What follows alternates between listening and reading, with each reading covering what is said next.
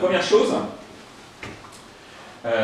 qui est claire, déjà, il est nécessaire de considérer tout le monde comme un candidat potentiel. Ça passe par un certain nombre de choses qui sont extrêmement importantes. Les candidats qui vous écrivent attendent une réponse. Ça va être super basique ce que je dis, mais je vous assure que c'est pas fait dans beaucoup de boîtes. Je l'ai vécu, moi, en 2010, j'ai intégré une entreprise qui vend de l'assurance, qui commence par groupe, qui finit par AMA. J'ai entré dans cette boîte pour prendre la responsabilité du recrutement et de la marque employeur de cette entreprise, qui me très bien en demeurant. Et je discute avec l'équipe recruteur, vous avez des programmes de recrutement en 2010, et je vais dans l'outil qui gère les candidatures, et je leur dis, il y a 5000, 6000, 7000 CV avec pas de réponse, c'est quoi? Ouais, c'est les candidatures spontanées, hein, s'il faut les trier, on n'a pas le temps, quoi. Et là, enfin, moi c'était un vrai déclic ce sujet-là, me dire il y a 7000 personnes qui ont écrit, une boîte comme Groupama, hein, qui est claire, qui est comme une boîte avec une marque forte, ils n'ont pas de réponse, et potentiellement ce sont des clients de l'entreprise, ou des enfants de clients, ou des grands, ou des parents, enfin, ce sont des clients, et dans leur entourage, ce sont des clients. Et donc là, les candidats, tu les perds, mais tu perds pas que, tu perds tout l'entourage de ces... Et c'est juste gigantesque, et là on n'est plus à 7000 personnes, on peut chiffrer ça facile à x5, x6. Donc ça c'est vraiment un sujet qui est majeur, toutes les personnes sont des candidats potentiels. Il n'y a pas d'endroit où il n'y a pas de candidat. Donc il faut savoir les gérer, et en tout cas faire attention à eux. Autre point, alors là c'est des parties pris que j'ai pour les RH, il y en a dans la salle. Le métier, j'ai exercé les deux, le métier de RRH et le métier de recruteur sont aujourd'hui deux métiers très différents. J'ai vécu, moi j'étais RRH où je faisais un peu de recrutement. Ça marchait super bien, mais j'avais que des annonces à poster. Je prenais un petit peu de temps, j'allais sur la PEC, Pôle emploi, l'agent de job, je mettais mes annonces, et puis 15 jours après j'en revenais, j'avais mes CV, je triais, je m'organisais. Ça j'arrivais à le faire. Aujourd'hui, recruter, ça nécessite effectivement d'aller chercher les candidats, de leur raconter une histoire, vrai, hein, un truc picoté. Et donc, c'est un métier de communication, c'est un métier de marketing, c'est un métier de recherche. Du sourcing, c'est faire du... Enfin, je ne vais pas rentrer dans la technique, mais c'est en tout cas, c'est du Google, c'est aller dans Google, dans la profondeur de Google, de façon un peu du boulet, hein, aller les chercher et aller les approcher, leur raconter une histoire qui est vraie. Et donc ça, c'est aussi un point qui est clé, pendant ce recrutement qui est clé. Si on veut s'assurer qu'il y a un bon dispositif par rapport à tous les candidats, il faut des gens formés sur le sujet, donc c'est le métier. Voilà. C'est comme la paye est un métier RH. On fait de la paye, on ne fait pas un peu de paye, quoi. C'est un vrai job en RH. Le recrutement, à mon sens, en est un très très fort. Je peux me permettre de revenir sur les réponses. Oui. Parce que j'imagine, à Groupama comme dans d'autres entreprises, il y a des réponses automatiques. Alors, chez Happy to Meet You, on a des réponses automatiques, par exemple. Je vais être hyper sincère avec vous, parce qu'on reçoit 100 CV par jour. Donc à un moment ou à un autre, il faut un minimum faire des réponses automatiques, au-delà des personnes qu'on approche. Par contre, les réponses automatiques, il y a un minimum de choses à faire. Déjà, bonjour Sandrine. Bonjour Luc. Déjà, il faut en faire des réponses. Déjà, un premier sujet. 70% des boîtes n'en font pas. On fait des réponses. Deuxièmement, on fait des réponses personnalisées. Alors, évidemment, c'est pas ça. Mais le sujet qui est hyper important, que nous on fait par exemple, on a à peu près 10% des personnes, quand elles reçoivent les messages où c'est négatif, et ça fait partie de notre métier de dire non aussi, nous disent bah, ok, j'aimerais savoir pourquoi. Et là, il faut savoir répondre. Là, par contre, c'est un être humain qui va personnaliser sa réponse, parce qu'il y a forcément. C'est pas un robot qui a trié. Là où c'est plus tendancieux, c'est là où nous on ne va pas sur ce terrain-là en tant qu'Happy to Meet You, ce sont les outils automatiques qu'ont un certain nombre de grands groupes. Et à un moment, Groupama, on l'avait, et moi j'ai vite arrêté ce sujet-là, donc c'est plus un être humain, qui vont scanner le CV, qui vont se dire, est-ce que dans le CV, il y a des mots qui vont bien par rapport à l'annonce? S'il y a des mots qui vont pas bien, réponse négative. S'il y a des mots qui vont bien, ça va dans une autre bannette, et après le recruteur va trier cette fameuse bannette, qui permet de gagner du temps. Et ça, ce sujet-là, parce que ça existe, hein, avec l'intelligence artificielle qui va arriver, ça va être de pire en pire, ça, moi je pense que ça c'est une belle bêtise. Parce qu'à un moment ou à un autre, même si la réponse négative qui est personnalisée, alors qui est très peu personnalisée, à part le prénom, parce qu'on ne peut pas répondre à chacun pourquoi c'est négatif sur un email, en tout cas sur le premier email, il y a quand même quelqu'un qui a regardé le CV et qui s'est dit oui, non, peut-être, oui, etc. Autre point, ce sujet-là il est vraiment important. J'ai refait un tweet hier sur le sujet où je voyais une entreprise où c'était je regardais, il passait une annonce sur une Twitter, je me suis dit tiens, je vais la retweeter, c'est sympa. Je regarde le truc et du coup je me suis plutôt énervé que de retweeter l'annonce, où c'était indiqué que grosso modo, sous un mois, c'était écrit, sous un mois, s'il n'y a pas de réponse de la part de l'entreprise, c'est que c'est non. C'est juste impossible aujourd'hui. L'intérim, c'est ça. Pardon ? L'intérim, c'est ça. Ouais, mais c'est juste scandaleux. Voilà. Comment on peut laisser les personnes qui candidatent pendant un mois, peut-être que je vais... 31 jours, bon, c'est bon, c'est bon. Ça, c'est pas cool, quoi. Voilà. Et c'est là-dessus où je pense que ça évolue. Je ne suis pas à la place de gens qui cherchent du travail, mais je pense qu'une personne préfère avoir une réponse négative, même si c'est parce qu'elle souhaite, mais elle préfère une réponse négative que pas de réponse. Voilà. Après, il y a une réponse positive, ça c'est un autre sujet, effectivement, il faut venir. Après, c'est comment on traite aussi, comment on répond à des candidats qui ont fait l'effort de venir à un entretien, qui au minimum doivent avoir, à mon sens par un mail, un appel téléphonique. Voilà, c'est des parties pris que j'ai aussi. Mais d'où la nécessité qu'en entreprise, le RH il n'a pas le temps. Parce qu'il a 50 activités de RH et ça devient une complexité. Deuxième point, et ça fait la transition, merci, on n'a pas répété, mais alors, utiliser la vidéo, les ATS, excusez-moi pour le jargon, mais je vais venir sur ce sujet-là. ATS, ça veut dire Applicant Tracking System, outil de gestion des candidatures. Et pour trier ces candidatures, il faut un outil. Donc souvent on me dit, ouais, mais un outil, ça coûte une lame. Alors effectivement, quand on a un grand groupe, on utilise des outils comme Talentsoft qui coûtent excessivement cher et qui sont très peu souples, c'est ce que j'avais avant. Après, vous avez des outils qui sont pas chers du tout, applicables à des TPE, PME. Je ne suis plus pour une boîte dont je n'ai pas de part, je n'ai pas de rétrocommission non plus, qui est une boîte qui est bretonne, comme son nom l'indique pas, qui s'appelle WeRecruit. Et puis la deuxième chose, donc d'avoir un outil un minimum pour gérer ces candidatures, c'est important. Et puis, deuxième chose, utiliser la vidéo. Alors, je ne suis pas un grand fan d'un sujet qui est un peu à la mode, la fameuse vidéo différée. Je ne sais pas si vous avez vécu ça.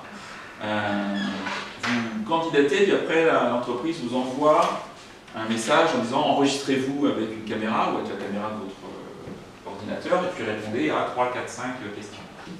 Par contre, là où je suis un grand fan,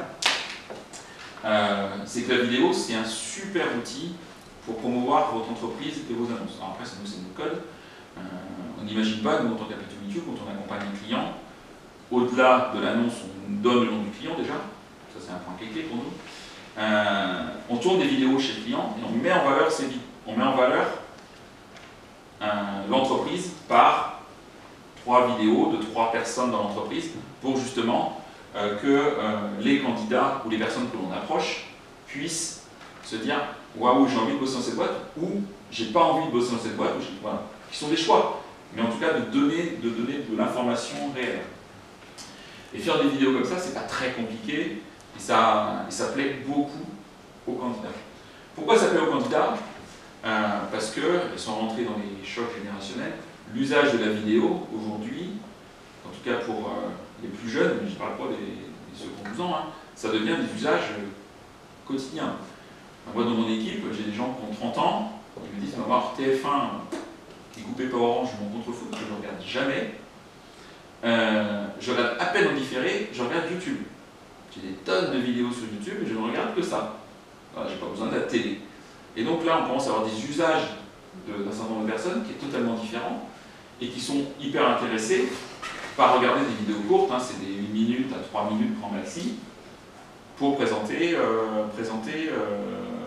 l'entreprise, présenter ses métiers, présenter l'univers dans lequel vous allez exercer. Ça, c'est un point qui est clé, c'est une tendance qui est hyper forte aujourd'hui en recrutement, montrer ce qui se fait, la vidéo, sans forcément beaucoup de moyens et beaucoup de technologie, permet de le faire. De ne pas commencer par nous. Ça, c'est aussi un concept hyper important. C'est comment vous vous adressez potentiellement à des candidats ou à des non-candidats. En tout cas, s'ils tombent sur votre annonce, ils n'ont pas envie de parler, ils n'ont pas envie que vous leur parliez, ils ont envie déjà que vous leur parlez à eux. En fait, c'est l'équipe marketing. Est-ce que tu as envie de... Et après, bien sûr, l'entreprise va se présenter à un moment ou à un autre qu'elle se présente. Mais commencez par entreprise leader mondial, en pleine croissance et dynamique. C'est du vu et revu, et ça les gens zappent. En fait, ils n'ont plus envie d'y aller. Donc, n'hésitez pas effectivement à changer vos annonces, pas sur le fond, mais sur la forme, pour les rendre un petit peu sympas. Donc, je voulais parler des sites carrières. Bon, on en a un peu parlé. En tout cas, le site carrière qui s'adresse aux candidats. Pas un site carrière qui parle de vous, mais qui explique aux candidats. Des sites carrières qui sont extrêmement bien faits. Vous allez me dire, c'est des grosses boîtes, ils ont des moyens. C'est pas qu'une question de moyens. Le site carrière de Carrefour, le site carrière de Deloitte, qui sont extrêmement bien faits. Ils ont arrêté tous les trucs, nos valeurs, nos machins, tout ça, c'est du bullshit qui ne plaît plus. C'est concrètement qui on est, c'est quoi notre job, c'est quoi les conditions de travail, c'est quoi le process de recrutement. De savoir avant quel est le process de recrutement, c'est juste hyper intéressant, etc., etc. Je vais passer très vite. C'est des sites dédiés dédiés au métier.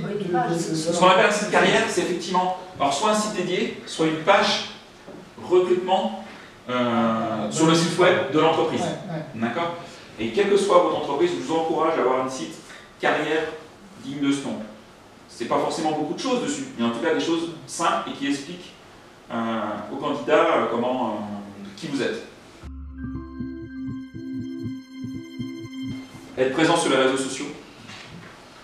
Alors, je suis convaincu qu'aujourd'hui, une entreprise se doit d'être sur les réseaux sociaux. Beaucoup y sont.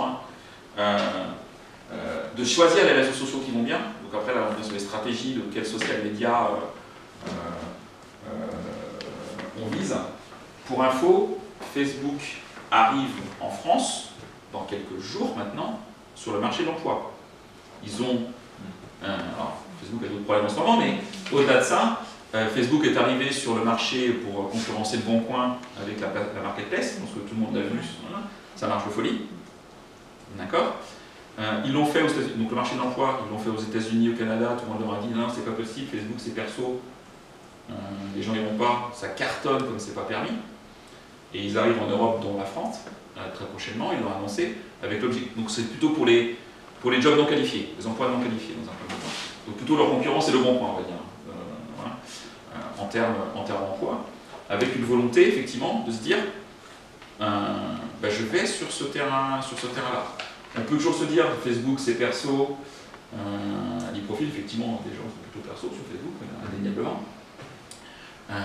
Vous allez pouvoir postuler demain, et nos recruteurs, il va falloir s'adapter à ça. Parce qu'on peut postuler sur Facebook, c'est pas très compliqué.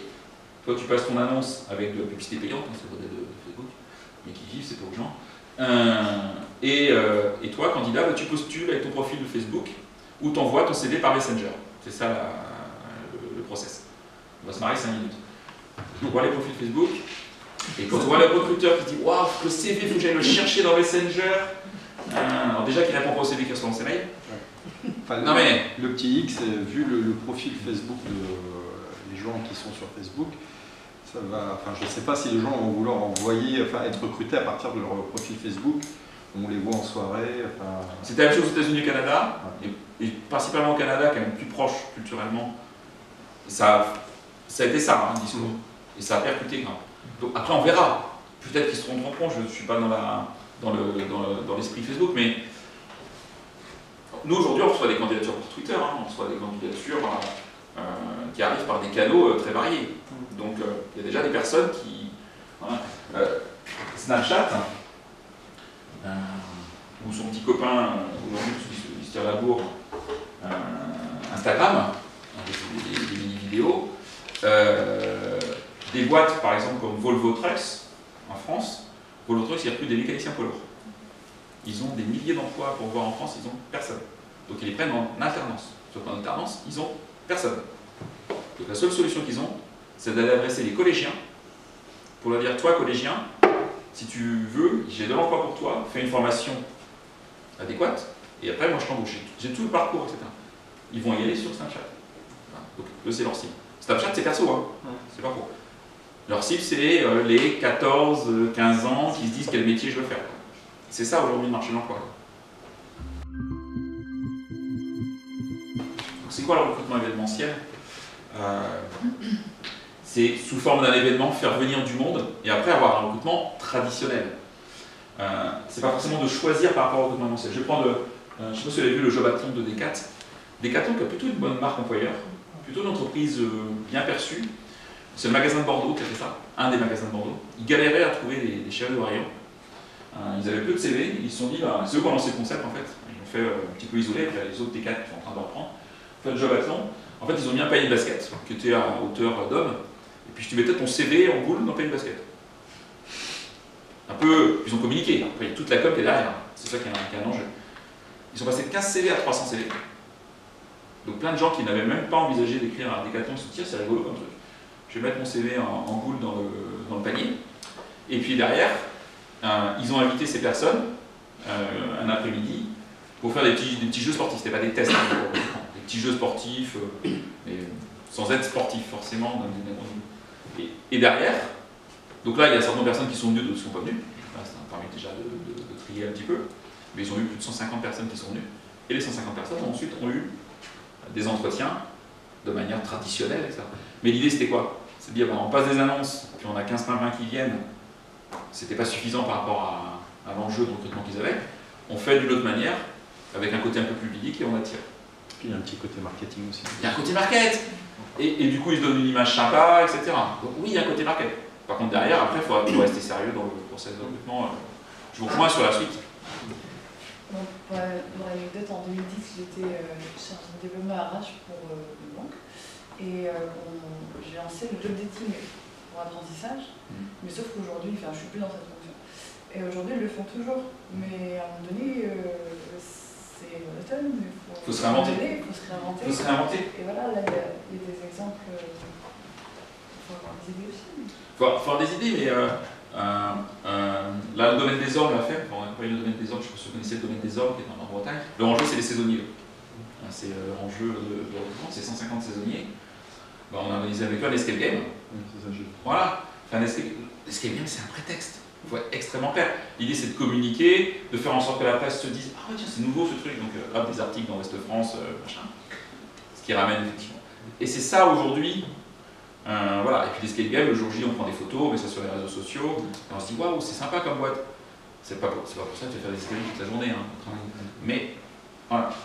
Après, ça peut paraître gadget, mais ça ne l'est pas tant que ça quand on. Si derrière, là je rejoins à 2%, c'est. Il faut que ce soit pro jusqu'au bout, quoi. Sinon, c'est déceptif. Alors, après, c'est des petites choses. Quand je dis retour d'humain, ça paraît classique, mais. Moi, j'ai noté tout un tas de choses qu'on essaie de faire. Mon chauffeur privé, processus rapide, un retour écrit à tous les candidats et oral à tous les candidats qu'on a rencontrés. Ça me paraît nécessaire. D'offrir des rafraîchissements, un entretien, c'est pas au PMU du coin et c'est pas ah mince, il me faut une salle. Mince. Puis une salle avec une chaise, deux tables, il n'y a pas de chauffeur. Enfin, j'exagère, mais plus ou moins quand même quand tu vois certaines conditions d'entretien. Et il y a quelque chose qui plaît beaucoup aujourd'hui aux candidats, qui coûte pas cher, c'est la visite des locaux. Voilà. Alors, attention au sujet, parce que j'entends des trucs, on me dit, ouais, moi la visite des locaux, je l'ai fait que pour les candidats que j'aime bien. Ceux que je sais que bien, je ne fais pas les visites de locaux. Alors les candidats ne sont pas complètement couillons, parce qu'en plus, sur les réseaux sociaux, ça traîne, que dans le process de recrutement des visites de locaux, puis vous dites, merde, moi j'ai pas eu la visite des locaux. Mince, c'est mal barré pour moi. Et voilà, donc si on fait un truc, on le fait pour tout le monde, on le fait pas, quoi. Parce que si on commence à le faire aux candidats qu'on aime bien, c'est hyper dangereux. Voilà. Et c'est des petites choses, les visites des locaux, ça permet effectivement d'expliquer qui on est.